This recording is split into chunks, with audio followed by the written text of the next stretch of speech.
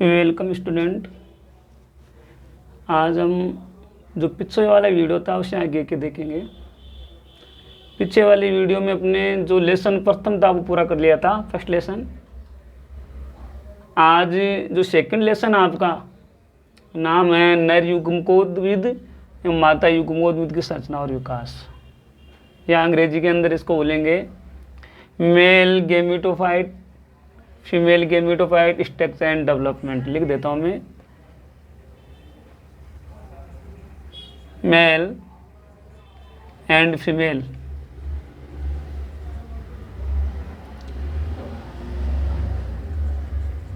Gametophyte structure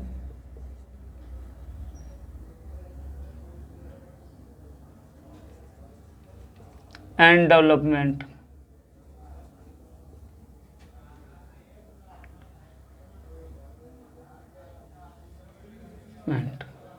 यानी नर युग्मकोद्भिद एवं मादा युग्मकोद्भिद की संरचना और विकास। अब थोड़ा सा आपको ये देखना है कि जो पीछे वाला लेसन अपन पढ़ रहे थे, तो पीछे वाले लेसन में मैंने लैंगिक जनन की जानकारी दी थी आपको। लैंगिक जनन, लैंगिक जनन किन में?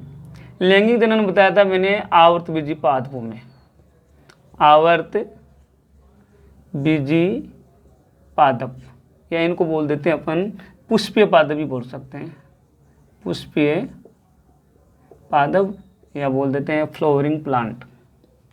अगर आपको याद है तो मैंने कहा था कि आवर्त बीजी पादपों में या पुष्पीय पादपों में लैंगिक जनन है, वो लैंगिक जनन किसके द्वारा? पुष्प के अंदर होता है। पुष्पों के द्वारा या पुष्प के अंदर लैंगिक जनन होता है, या लैंगिक जनन करने वाले जो अंग होते हैं वो कौन होते हैं? पुष्प। अब पुष्प के अंदर भी मैंने बताया था, अगर आपको याद है कि पुष्प का मैंने एक डायग्राम बनाया था, प्रारूपिक डायग्राम। पुष्प के डायग्राम में मैंने आपको 4 भाग बताए थे। कितने भाग बताए थे? 4 भाग। या पुष्प के 4 मुख्य भाग होते हैं, मैं लिख देता हूँ क्रम से। नंबर 1 मैंने बताया था बाहर से अंदर की ओर होता है वो, तो बाहरी भाग होता है वो होता है आपका बाह्य दल पुंज। याद आ रहा होगा आपको। और इसको अपन बोल देते हैं बाह्य दल पुंज, अंग्रेजी में बोलते हैं कैलिक्स। दूसरा जो बाह्य दल पुंज से अंदर वाला जो आपका अवयव या भाग या चक्र होता है वो होता है आपका दल पुंज। दल पुंज यानी मैं जो पहले पार्ट में आपको कुछ करवाया था लैंगिक जनन में, वो बातें बता रहा हूँ, उसे जोड़ते हुए अगले जो सेकंड लेसन है उसको अपन देखेंगे। दल पुंज को अपन बोलते हैं कोरोला। कोरोला। तीसरा जो चक्र होता है इसका अंदर की ओर वो होता है आपका पुमंग। क्या होता है? पुमंग। पुमंग को अपन बोल सकते हैं एंड्रोशियम। एंड्रोशियम, एंड्रोशियम, ठीक है। और चौथा जो भाग होता है वो था आपका जायांग। जायांग, जायांग को अपन बोलते हैं गायनोशियम। गायनोशियम सी, ठीक है। ये 4। अगर आपको याद है तो समय मैंने बताया था कि पुष्प के जो 4 चक्कर होते हैं, इन 4 में ऊपर वाले ये 2 चक्कर, या बाहर वाले 2 चक्कर, और या अंदर वाले 2 चक्कर। तो जो बाहर वाले 2 चक्कर होते हैं इनको अपन बोलते हैं सहायक चक्र, और जो अंदर वाले 2 चक्कर होते हैं इनको अपन बोल देते हैं आवश्यक चक्र, ठीक है, या जननी चक्र भी बोल देते हैं इन्हें। अब जो ये अंदर वाले 2 चक्कर है पुमंग और जायांग, तो इन आपके जो पुष्प के अंदर ये 4 जो चक्कर, उसमें जो अंदर वाले 2 आवश्यक चक्कर हैं ये महत्वपूर्ण होते हैं। कैसे होते हैं कि जो आपका पुमंग होता है, इस पुमंग तो बोलते हैं अपन नर जनन अंग या नर जनन भाग, जो भी है नर जनन भाग। और जो आपका जायांग होता है वो आपका पुष्प का क्या होता है? मादा जनन भाग, ठीक है। यानी पुष्प में पुमंग है वो नर जननांग होता है, और जायांग है वो क्या होता है? मादा जननांग होता है। अब ये पुमंग और जायांग है, इनकी इकाई भी होती है। ये देखो पुमंग और जायांग है, ये एक पुंज विशेष का नाम है। जो पुमंग होता है, पुमंग की इकाई को तो अपन बोल देते हैं पुंकेसर। पुंकेसर, अब पुंकेसर को अंग्रेजी में बोलते हैं अपन स्टेमन, ठीक है। और जो जायांग है, जायांग की इकाई को अपन बोल देते हैं स्त्रीकेसर या अंडप बोल दो आप, अंडप कार्पल, ठीक है। अब दूसरा जो लेसन है वो है नर एवं मादा युग्मोद्भिद की संरचना और विकास। तो नर युग्मोद्भिद यानी पुंकेसर से संबंधित और मादा युग्मोद्भिद यानी जायांग से संबंधित, ठीक है ना। तो अपन 1 बाय 1 करके पढ़ेंगे। सबसे पहले अपन पढ़ेंगे पुष्प के अंदर नर युग्मकोद्भिद, उसको पढ़ने से पहले अपन क्या पढ़ेंगे, नर जनन भाग, यानी नर जनन भाग पढ़ेंगे तो उसके अंदर आपका क्या आएगा, नर युग्मकोद्भिद आएगा। तो देखो मैं इनको मिटा देता हूँ, आगे देखते हैं अपन।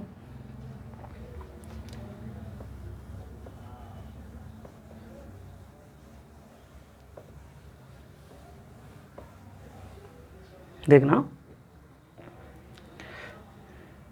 सबसे पहले अपन देखेंगे कि नर एवं मादा युग्मों की संरचना और विकास में से पहले अपन ये देखेंगे कि जो पुष्प होता है आपका, पुष्प रूपांतरित प्ररोह होता है। वो कैसे, देखो एक शब्द है रूपांतरित प्ररोह, या इसको बोलते हैं मॉडिफाइड शूट। रूपांतरित प्ररोह यानी अपन तना बोल सकते हैं। जैसे ये मेरा कोई पादप है, पादप में ये तना है।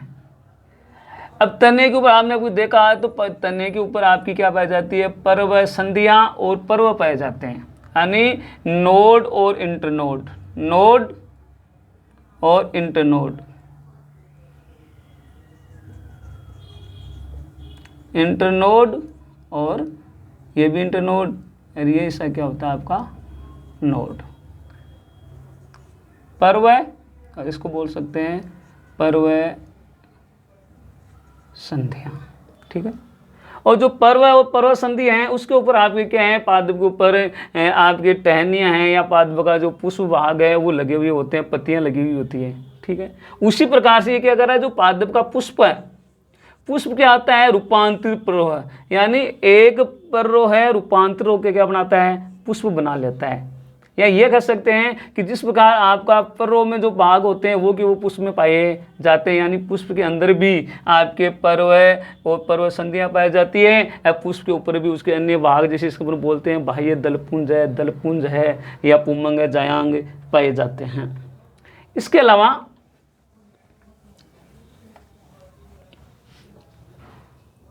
एक अपन पुष्प की बात कर लेते हैं। पुष्प की बात करेंगे तो ये मैं बोल देता हूं कि एक प्रारूपिक पुष्प में क्या होता है, तो मैं बोलता हूं कि प्रारूपिक पुष्प में मुख्य भाग, अब मुख्य भाग कौन कौन से हो सकते हैं, तो अपन पुष्प के नीचे से या बाहर चक्कर से बात करते हैं तो नंबर 1 होता है नीचे जो डंठलनुमा संरचना मैंने बताई थी उसको बोलते हैं अपन पुष्पवृंत। फिर पुष्पवृंत से अपन थोड़ा सा ऊपर की ओर चलते हैं तो ये चौड़ा या फुला हुआ भाग होता है उसको अपन बोल देते हैं पुष्पासन। क्या बोलते हैं, पुष्पासन। फिर पुष्पासन के ऊपर 4 चक्र पाए जाते हैं। सबसे बाहर वाला चक्र हालांकि मैं बता चुका हूँ वो था आपका बाह्य दलपुंज। फिर बाह्य दलपुंज के अंदर चलते हैं तो अंदर वाला चक्र होता है वो होता है आपका 4 नंबर है दलपुंज। फिर उसके अंदर चलते हैं तो दलपुंज के अंदर है वो आ जाता है आपका पुमंग। क्या आ जाएगा, पुमंग। और उसके अंदर चलेंगे तो वो आ जाएगा आपका पुमंग के अंदर वाला तो वो है जायांग। ठीक है, जायांग भाग। तो एक प्रारूपिक पुष्प में मुख्यतः ये 6 भाग पाए जाते हैं। 6 भागों में आपका नीचे डंठलनुमा संरचना होती है, पेडिसिल बोलते हैं उसे, वो तो होता है पुष्पवृंत। पुष्पवृंत का शीर्ष वाला भाग जो चौड़ा भाग होता है उसे क्या बोल देते हैं, पुष्पासन या थैलेमस। और थैलेमस भाग के ऊपर 4 चक्र पाए जाते हैं या 4 अवयव पाए जाते हैं। बाहर सबसे बाहर होता है बाह्य दलपुंज, दलपुंज, पुमंग और जायांग। इनकी एक बार मैं इकाई और बता देता हूँ। जो आपका ये दलपुंज है इसकी इकाई को क्या कहते को बताएगा हमेशा, यानी ये पुंज है इसको उठा दो तो क्या बचा, बाह्य दल। तो बाह्य दल बोलते हैं, बाह्य दल। इसकी इकाई को क्या बोल देते हैं? दल या बोल देते हैं पंखुड़ी। और इसकी इकाई को क्या बोल देते हैं? पुंकेसर। और इसकी इकाई को क्या बोल देते हैं? अंडप। अंडप बोल देते हैं। इसको अंग्रेजी में बोलते हैं शेपल। इसको बोल देते हैं पेटल। इसको इंग्लिश में बोल देते हैं स्टेमन। और इसको अंग्रेजी में बोल देते हैं कार्पल। ठीक है ना। तो ये इकाइयाँ भी ध्यान में रखनी है कि बाह्य दलपुंज की इकाई को बाह्य दल बोल देते हैं, दलपुंज की इकाई को दल या पंखुड़ी बोलते हैं, पुंमंग की इकाई को पुंकेसर बोलते हैं, जायंग की इकाई को कार्पल बोलते हैं। अब अपन को क्या देखना है, यहाँ सबसे पहले अपन ये भाग पढ़ेंगे जिसको अपन बोलते हैं पुंमंग या अपन कह सकते हैं नर जनन भाग। तो सबसे पहले हेडिंग अपन लगाएंगे पादप का नर जनन भाग। ठीक है, तो वो लगा देते हैं।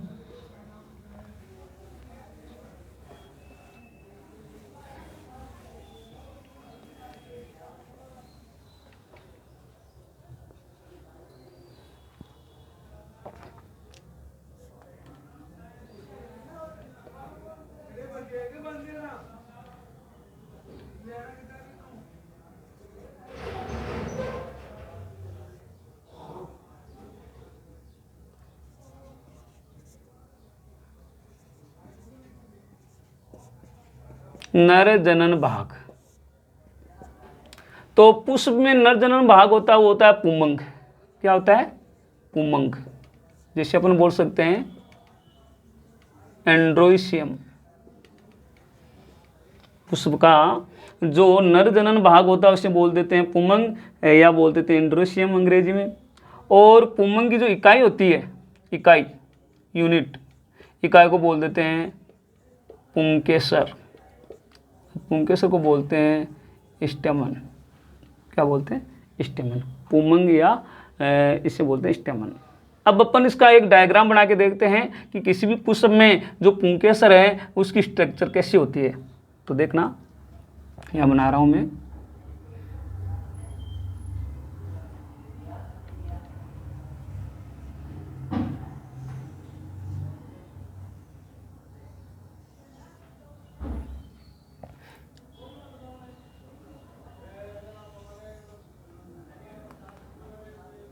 ये आपका क्या है? एक पुंकेसर है।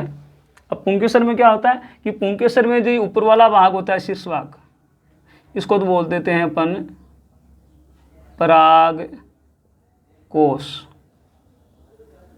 और ये नीचे वाला जो तंतुनुमा भाग है इसको बोल सकते हैं पूतंतु। और परागकोश पूतंतु आपस में जहाँ जुड़ते हैं उस भाग को बोल देते हैं अपन योजी। परागकोश को अपन बोल देंगे एंथर। योजी को अपन बोलते हैं कनेक्टिव। और पूतंतु बोल देते हैं फिलामेंट। फिलामेंट यानी किसी भी पुष्प में जो नर जनन भाग होता है उससे पुंमंग बोलते हैं, या पुंमंग की इकाई को पुंकेसर बोलते हैं, या एक पुंकेसर का स्ट्रक्चर ऐसा होता है। यानी पुंकेसर के अंदर अपन ये कह सकते हैं पुंकेसर के कितने भाग होते हैं? 3 भाग होते हैं।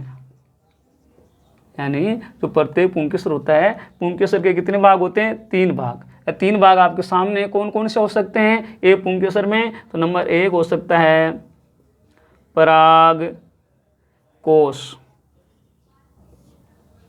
नंबर 2 है, क्या हो सकता है? योजी। और नंबर 3 क्या हो सकता है आपका? पूतंतु। ठीक है ना। यानी पुंकेसर के 3 भाग होते हैं। 3 भागों में एक भाग का नाम है परागकोश, दूसरा है योजी, तीसरा है पूतंतु। अब ये आपके जो पुंकेसर हैं, ये तो एक पुंकेसर की संरचना बनाई है मैंने। ऐसे बहुत सारे पुंकेसर 2, 3, 4 ऐसे पुंकेसर होते हैं। तो उस पूरे समूह को क्या बोल देते हैं? पुंमंग। तो पुंमंग है वो आपका एक समूह विशेष का नाम है, और उसकी इकाई को क्या बोल देते हैं? पुंकेसर। इसको अपन चाहे तो पुंमंग बोल दो, चाहे आपका पुंकेसर। ये क्या आपका पुष्प का नर जनन भाग होता है। यानी प्रश्न आने की संभावना है आधा नंबर 1 नंबर का कि पुष्प के नर जनन भाग का नाम बताओ, तो आप क्या लिखोगे पुमंग, या क्या बोलोगे पुंकेसर, अंग्रेजी में एंड्रोशियम, ये होता है स्टेमन। ये एक आपकी इकाई होती है, इसके समूह को क्या बोल देते हैं पुमंग बोल देते हैं। ठीक है, इसके बाद में अपन इस पुंकेसर जो 3 भाग है इनको 1 बाय 1 करके पढ़ेंगे। तो सबसे पहले अपन किसको देखेंगे, परागकोश को देखेंगे। परागकोश को क्या बोल देते हैं एंथर, एंथर बोलते हैं। तो क्या होता है परागकोश, यहां से देखो आप, ये परागकोश है जो ये पूरे भाग को अपन पुंकेसर कहेंगे। तो पुंकेसर के शीर्ष भाग या पुंकेसर का शीर्ष भाग जो फूला हुआ होता है उसे क्या कहते हैं परागकोश। यानी परागकोश क्या होता है, पुंकेसर का शीर्ष भाग, पुंकेसर का शीर्ष भाग जो क्या होता है फूला हुआ,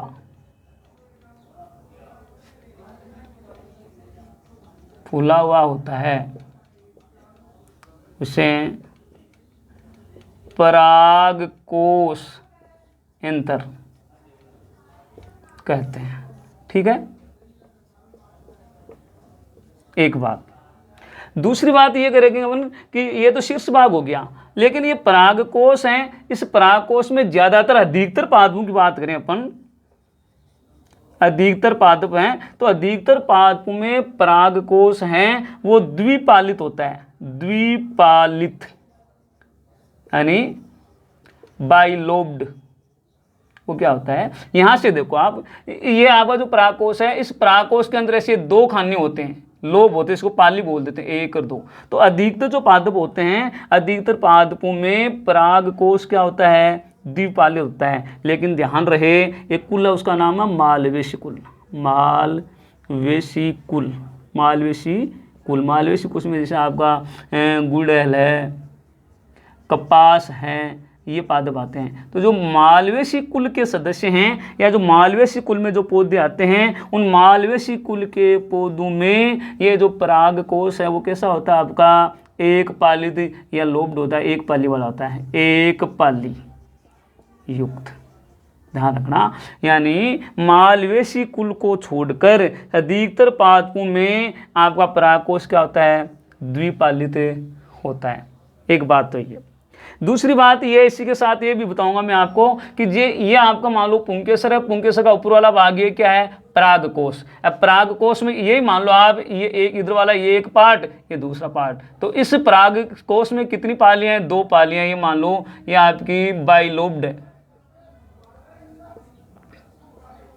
अब एक जो पाली है आपकी, एक पाली के अंदर 2 खाने होते हैं, समझो आप ऐसे, ये एक है ना, तो एक 2 है, तो इसमें भी एक में 2, इसमें भी क्या आते हैं 2। तो ये जो प्रत्येक खाना होता है, इस प्रत्येक खाने को अपन बोल देते हैं परागपुट, या बोलते हैं लघु बीजाणुधानी, माइक्रोस्पोरेंजियम। ठीक है, या इस परागपुट को अपन बोल सकते हैं पोलन शेक या परागकोश भी बोल सकते हैं। तो अपन ये कह सकते हैं कि जो आपके परागकोश हैं, तो ये एक परागकोश है, तो एक परागकोश के अंदर जो द्विपालित है उसमें कितनी लघु बीजाणुधानियां हो जाएगी 4 हो जाएगी। एक बार फिर देखना, देखो ये आपका परागकोश है। अब परागकोश के अंदर ये मान लो बाइलोब्ड है, एक पाली ये रही, एक पाली ये रही, तो एक पाली, तो इसके में लोब की बात आएगी, तो लोब कितने 2, यानी द्विपालित है, द्विपालित ये रहा द्विपालित। अब द्विपालित हैं तो इसमें परागपुट कितने होंगे, तो 1 में 2, तो 2 में क्या हो जाएंगे 4। तो अपन ये कह सकते हैं कि द्विपालित परागकोश में, यहां लिख देता हूं मैं,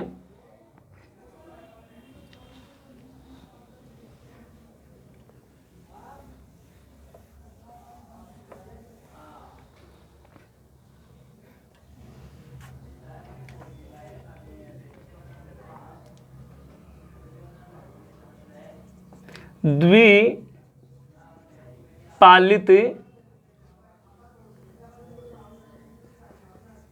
परागकोश, द्विपालित परागकोश में कितनी 4 हो गए ना, 4 लघु बीजाणु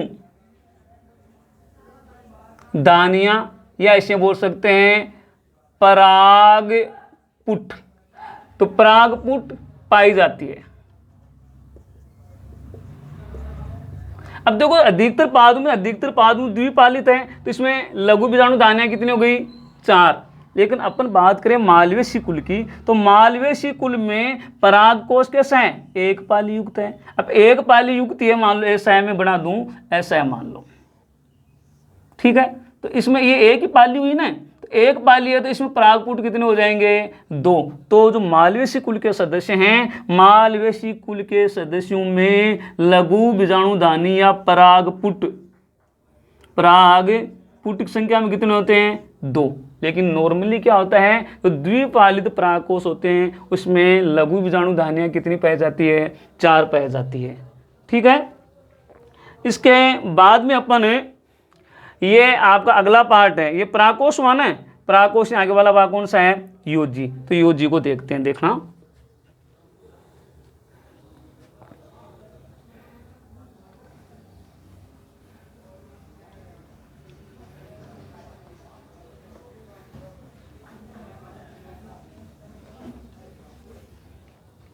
एक चीज और देखना, ये जो आपका जो परागपुट है या सॉरी परागकोश है, तो परागकोश में क्या होता है, जब परागकोश में पढ़ते ये परागपुट है, परागपुट के अंदर क्या लघु बीजाणु बनते हैं, लिख देता हूं मैं लघु बीजाणु, ठीक है, या बोलते हैं